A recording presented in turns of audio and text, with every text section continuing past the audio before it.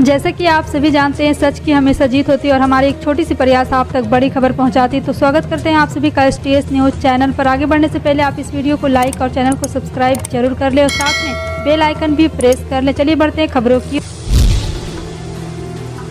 किस राज शहर से न्यूज़ को देख रहे हैं, कॉमेंट में जरूर लिखिए।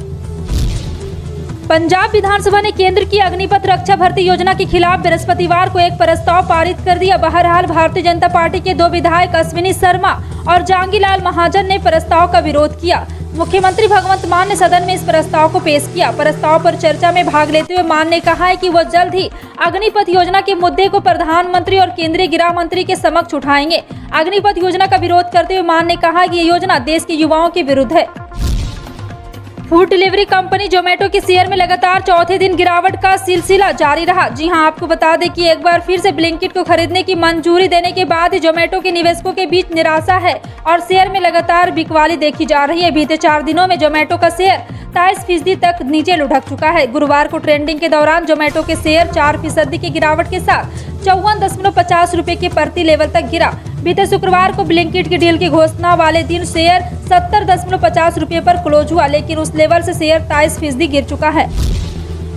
असदुद्दीन ओवैसी की पार्टी MIM के 4 विधायकों की RJD में बुधवार को एंट्री के बाद से ये कयास लगाए जा रहे हैं कि ऐसे में राजनीतिक में तेजी से सरगर्मियां हो गई है। आपको बता दें कि ऐसे में तरह तरह की अटकलें लगाई जा रही है। सबसे अहम सवाल मुस्लिम मतदाताओं को लेकर उठने लगा है। इस बात को लेकर चर्चा शुरू हो गई कि क्या मुस्लिम अब तेजस्वी यादव को साथ हो गए हैं। दरअसल बिहार की राजनीति 2 ध्रुवीय रही है, NDA और महागठबंधन। यहाँ दोनों की स्थिति मजबूत है। 2020 के विधानसभा चुनाव में दोनों के बीच हार जीत का फासला भी कुछ ही सीटों का रहा। RJD बिहार में सबसे बड़ी पार्टी बन गई थी। 3 महीने पहले मुकेश साहनी के विधायकों की बीजेपी में एंट्री के बाद बीजेपी के विधायकों की संख्या सबसे अधिक हो गई थी, लेकिन बुधवार को तेजस्वी यादव ने MIM के 4 विधायकों को अपनी पार्टी में जोड़ लिया। अब एक बार फिर RJD सबसे बड़ी पार्टी बन गई है। ऐसे में तेजस्वी यादव के साथ मुस्लिम मतदाताओं के आने के सवाल पर JDU RJD कांग्रेस नेताओं ने कुछ बड़ा नहीं कहा। जुलाई महीने की 18 तारीख से महंगाई एक बार चरम पर बढ़ती जा रही है। जी हां, आपको बता दें कि महंगाई का बड़ा झटका लगने वाला है।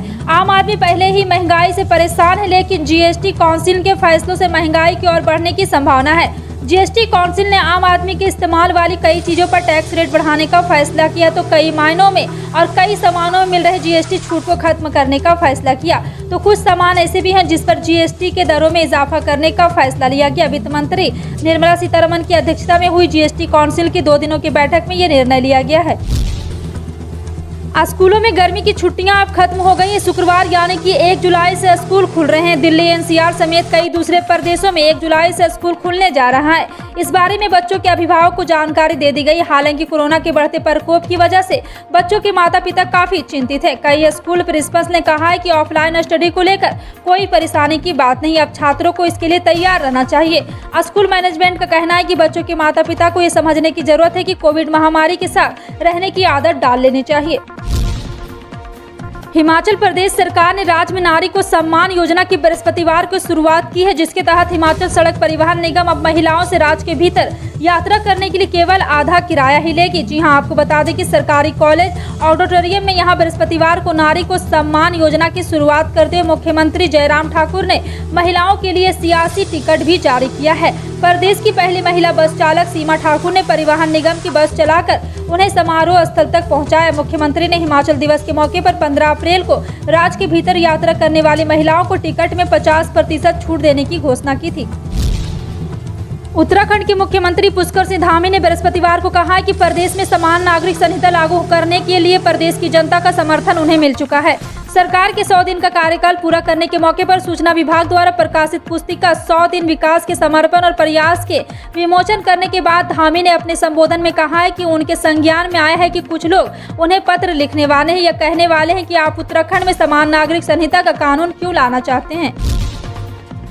बिहार सरकार में मंत्री रामसूरत राय ने विधानसभा मानसून सत्र के अंतिम दिन बड़ा ऐलान कर दिया। उन्होंने कहा है कि राज्य में मोदी नगर और नीतीश नगर बनेगा, जहां गरीबों के रहने की व्यवस्था की जाएगी। उन्होंने कहा है कि इन दोनों नेताओं ने गरीबों के हित में बहुत काम किया है, इसलिए गरीबों के लिए बनने वाली इन बस्तियों का नाम PM मोदी और CM नीतीश कुमार के नाम पर रखे जाएंगे। इस दौरान उन्होंने दोनों नेताओं की खूब तारीफ की और कहा है कि ऐसे व्यक्तियों के नाम पर अगर काम होगा तो बड़ी उपलब्धि की बात होगी। उन्होंने कहा कि मेरा मुख्यमंत्री और प्रधानमंत्री का सपना है कि राज्य के हर गरीब को जमीन और छत मिले। केंद्र की ओर से कुछ कर्मचारियों के पेंशन, फैमिली पेंशन और अन्य लाभों में संशोधन किया गया है। कार्मिक और पेंशनभोगी कल्याण मंत्रालय की ओर से एक परिपत्र जारी किया गया जिसके तहत 5th, 6th, 7th सेंट्रल पे कमीशन के कर्मचारियों के पेंशन के नियमों में बदलाव किया है। मंत्रालय ने अपने परिपत्र में कहा कि 1996 से पहले के पेंशन भोगी, 2006 से पहले के पेंशन भोगी, 2016 के पहले के पेंशन भोगी संशोधन किया गया है। केंद्र द्वारा पेंशन संशोधन के बारे में जानकारी देते हुए कार्यकाल ज्ञापन भी हो गया है कि कुछ पेंशन भोगियों की ओर से दी गई प्रिपरेशन और कुछ अदालती फैसलों के आधार पर व्यय विभाग के परामर्श से पेंशन नियमों में बदलाव हुआ है।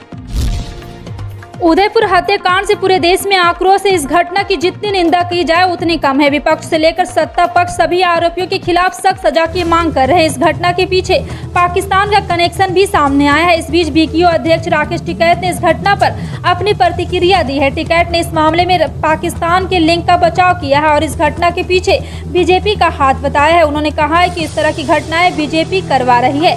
बीकेयू के पूर्व प्रवक्ता राकेश टिकैत ने मीडिया से बातचीत में कहा, जहां पर बीजेपी की सरकार नहीं वहां पर घटनाएं बढ़ेगी, वो चाहे राजस्थान हो चाहे पंजाब हो। आप हिस्ट्री देख लो उठाकर, क्योंकि बीजेपी ये सब करवाती है। जो केंद्र में बैठे लोग हैं वो ये सब करवाते हैं।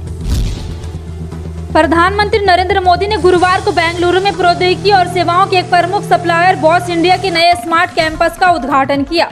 पीएम ने बॉस इंडिया के पहले स्मार्ट कैंपस का वर्चुअल रूप से उद्घाटन किया जिसमें 800 करोड़ रुपए की लागत से बनाया गया है। इस दौरान पीएम मोदी ने उद्घाटन कार्यक्रम को संबोधित किया। उन्होंने कहा कि भारत सरकार हर गांव में हाई स्पीड इंटरनेट उपलब्ध कराने की बात कर रहा है। पीएम ने वर्तमान समय का तकनीका का युग बताते हुए कहा है कि हम सभी ने पिछले 2 वर्षों में प्रौद्योगिकी के लाभ को देखा है जो अब दुनिया की सदी में सबसे बड़ी महामारी से लड़ रहा है। इसलिए जरूरी है कि टेक और इनोवेशन में और भी निवेश किया जाए। बिहार में शिक्षक अभ्यर्थियों के लिए अच्छी खबर आई है। राज्य के जल्द ही 83,300 शिक्षक, प्रधान शिक्षक और शारीरिक अनुदेशकों के भर्ती की तैयारी चल रही है। बिहार लोक सेवा आयोग यानी कि बीपीएससी और शिक्षा विभाग के माध्यम से इसके लिए नियुक्ति प्रक्रिया चल रही है। इनमें से उच्च माध्यमिक स्कूल में 30,000 शिक्षकों की भर्तियां जुलाई में ही पूरी हो जाएगी। शिक्षा मंत्री विजय कुमार चौधरी ने बुधवार को विधानसभा में यह घोषणा की है। वह इस विभाग की अनुपूरक मांग पर हुई बहस का उत्तर दे रहे थे। विजय चौधरी ने इस सदन में बताया कि रिक्तियों को भरना सरकार की प्राथमिकता में है। कोर्ट, कोरोना आदि ऐसे कोई कारण रहे, बिजनेस और बहाली की गति धीमी हुई है। दिल्ली की आम आदमी पार्टी सरकार 1950 नई बसें खरीदेगी। इनमें 1500 इलेक्ट्रिक और 450 सीएनजी एसी बसें शामिल होगी। सीएम अरविंद केजरीवाल की अध्यक्षता में बुधवार को हुई कैबिनेट मीटिंग में इस प्रस्ताव को मंजूरी दी गई। ये सभी बसें अगस्त-सितंबर से यानी कि शुरू हो जाएगी और अगले साल सितंबर तक सभी बसें आ जाएगी। 1950 नई बसें आने से दिल्ली में ट्रैफिक का लोड कम होगा। एकनाथ शिंदे महाराष्ट्र के अगले मुख्यमंत्री बनेंगे। महाराष्ट्र के पूर्व सीएम देवेंद्र फडणवीस ने प्रेस कॉन्फ्रेंस में ये ऐलान किया। फडणवीस ने बताया कि 7:30 बजे शिंदे का अकेले का शपथ ग्रहण होगा। उन्होंने कहा है कि सिर्फ शिंदे ही शपथ सीएम की पद लेंगे और मैं सरकार से बाहर रहूंगा। फडणवीस ने कहा है कि सरकार अच्छे से चले, ये मेरी कोशिश रहेगी। महाराष्ट्र के सीएम की घोषणा के बाद एकनाथ शिंदे ने कहा कि हमने जो फैसला लिया है उस बारे में आप सब जानते हैं। मैं पहले भी बोल चुका हूं कि बाला साहेब का हिंदुत्व, उनकी भूमिका और विधायकों के विकास कार्य करने के लिए हम आगे बढ़ रहे हैं। उत्तर प्रदेश की योगी सरकार ने मुफ्त राशन योजना को 3 महीने के लिए फिर से बढ़ा दिया है। अब सितंबर तक यूपी के 15 करोड़ लोगों को फ्री राशन मिलता रहेगा। इससे पहले यूपी में योगी सरकार की वापसी के बाद 26 मार्च को फ्री राशन योजना को 3 महीने के लिए बढ़ा दिया था। जून में यह अवधि समाप्त हो रही थी जिससे फिर से बढ़ा दिया गया। मुख्यमंत्री योगी आदित्यनाथ ने अपने दूसरे कार्यकाल के 100 दिन पूरे होने के पहले प्रदेश के लोगों को एक बड़ा तोहफा दिया है। सीएम योगी आदित्यनाथ ने फ्री राशन स्कीम को 3 महीने और बढ़ाए जाने का ऐलान किया है। राजधानी दिल्ली में लंबे इंतजार के बाद झमाझम बारिश का दौर शुरू हो गया है। बारिश ने दिल्ली वासियों को पिछले दिनों से हो रही उमस से मुक्ति दिलाई है, लेकिन दूसरी ओर हमेशा की तरह जाम की समस्या भी पैदा हो गई है। मानसून की पहली बारिश में ही दिल्ली के बाहरी इलाकों में, हाईवे पर और शहर के भीतर जाम की स्थिति बन गई है।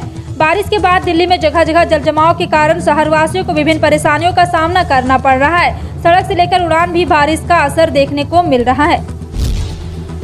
प्रधानमंत्री नरेंद्र मोदी ने पीएम किसान योजना के तहत किसानों के खाते में 11वीं किस्त 2,000 रुपये 31 मई को ट्रांसफर कर दिए हैं। प्रधानमंत्री किसान सम्मान निधि स्कीम के तहत लाभार्थी किसान परिवार को हर साल 6,000 रुपये की वित्तीय सहायता दी जाती है, जो 2,000 रुपये की 3 समान किस्तों में दी जाती है।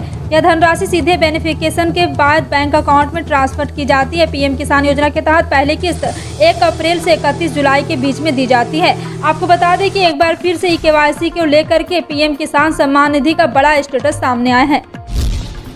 महंगाई के मोर्चे पर आम लोगों के लिए आज भी राहत भरी खबर सामने आई थी। जी हां, आपको बता दें कि सरकारी तेल कंपनियों ने गुरुवार को 30 जून के लिए पेट्रोल और डीजल के दाम जारी कर दिए थे और तेल कंपनियों ने लगातार 41वें दिन आम लोगों को राहत देते हुए पेट्रोल और डीजल के दाम में कोई बदलाव नहीं किया, यानी कि आज भी तेल की कीमतों में स्थिरता है। जबकि अंतर्राष्ट्रीय बाजार में क्रूड ऑयल के दाम में तेजी का दौर बरकरार है और ब्रेंट क्रूड $110 प्रति बैरल के आसपास पहुंच गया है।